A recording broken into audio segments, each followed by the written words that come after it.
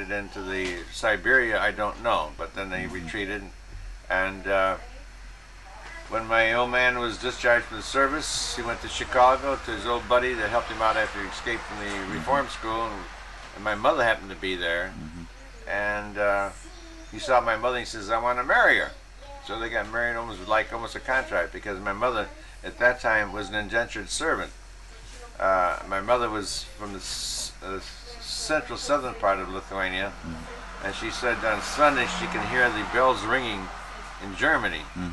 And her name was not a Lithuanian name. Her name is Shertwig, which is not a Lithuanian name. No. And her father or grandfather, and one of them used to build ceramic fireplaces, so and the smoke did not go up in the ceramic fireplaces. Smoke went around and around and around, and they didn't need logs to heat the place. All they did is picked up twigs, and that would build an intense fire. It would heat the unit very high, and it would keep the fire and heat going for a long time. And then he built bridges too. Now, how many bridges you can build over in this part of Lithuania with the Russians around, I don't know. But one of the things my mother says, she can remember stories when the girls would go to get water from the well, how the Cossacks would come around and put a sword, hold a sword up to the throat, lift their dress and rape them. So you just don't know what kind of blood is going through a lot of Lithuanian veins, they're a product of rape or not. And I don't know if they had aborted the baby or not. So when after my father got married, Bunny's father helped my father get a house, 1505 West 72nd Street in Chicago. And I remember the day my sister was born. I was small. I had my arm on the windowsill. I was looking out. The sun was shining. It was June 10th, and I heard my sister cry when she was first born. So then later on, my father became a member of the Oddfellows. And the Oddfellows at that time was like a form of insurance. In case one of the parents would die, you'd be sent to their orphanage, and each state had its own orphanage. Oddfellows Orphans Home. That's where I'm going to go this in the Labor Day. So my sister and I are my father's lodge, which I think I sent the pictures of it. My father's lodge to you. Took care of us down in the orphanage. But before I went down, I was able to speak Lithuanian. And my father likewise sent for his nephew Frank Lackner. And Frank Lackner came over, and I kind of remember my father knocking the hell out of Frank because he asked my father why he married a Lithuanian peasant. And my father said, my Kinder, Frau, and something like that. Boom! Chased him out of the house. And then my cousin Frank really had a lot of respect for him. He was a painter, and he had a couple of girls. And I think when you were a baby, you met him. Father Lackner, Bernard Lackner, is buried in the Lithuanian National Cemetery. And as you go in the cemetery, he's right straight, about 50 feet, and he shares a tombstone with the Elshauskas. That's my mother's sister is buried there too. Your great aunt is buried there, and she's married to another Lithuanian guy called Elshauskas.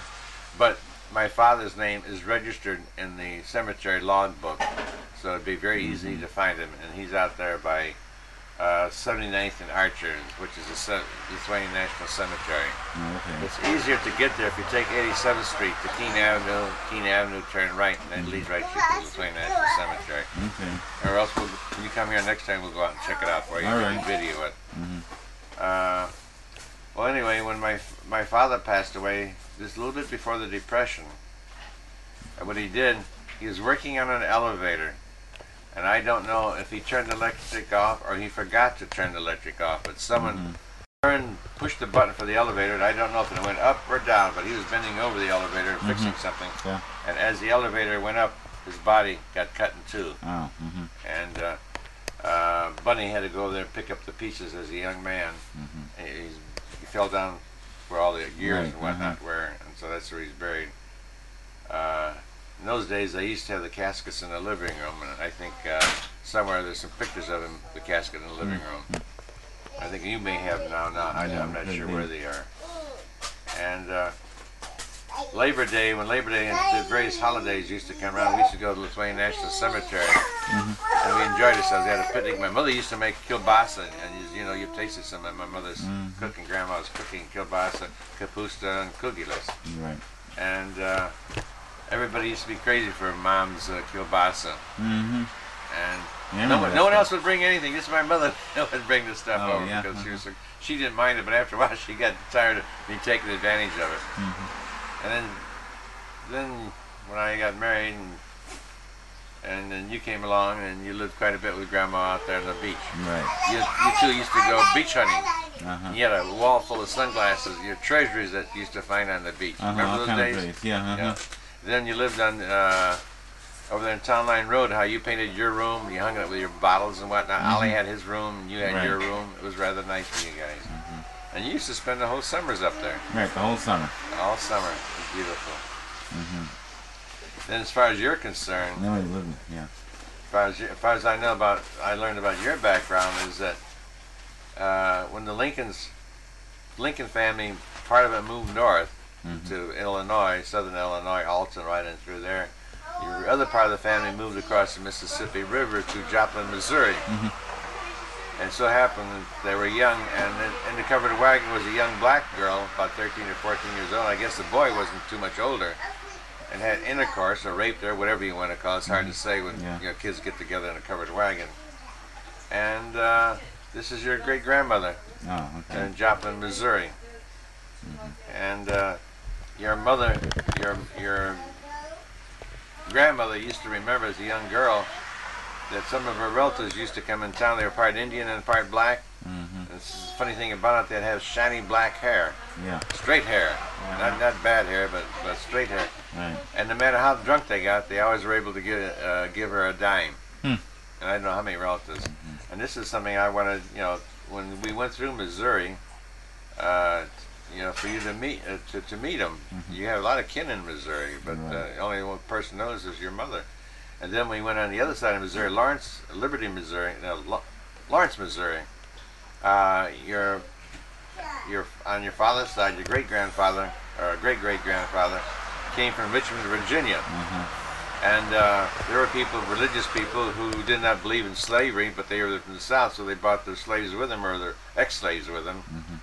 And your grandfather or great-grandfather is the descendant, what they themselves call themselves the kitchen niggers and the field hands. So your father was very well cultured and educated, and extremely sophisticated. He could recite German poetry by the hour. Charlotte used to say in Christmas, her father used to recite German poetry. And when her mother and father went to Europe, they went in Switzerland. The maids used to ask them if they could do anything to make their bed and all that stuff, and they loved to hear your grandfather talk German. But his German was a book-speaking German. You know, it's kind of a self-taught book-speaking German. And he was a bright guy. He went to study to be a chiropractor, but they felt the chiropractor was gambling on making money as a chiropractor and a doctor, so he decided to work in a post office. And for years he worked in a post office, and he didn't want to be like they call it, a typical nigger, you know, not coming to work on Fridays or Mondays or stuff like that. He was so whatever it was that he made sure not one time did he miss work or come late to work.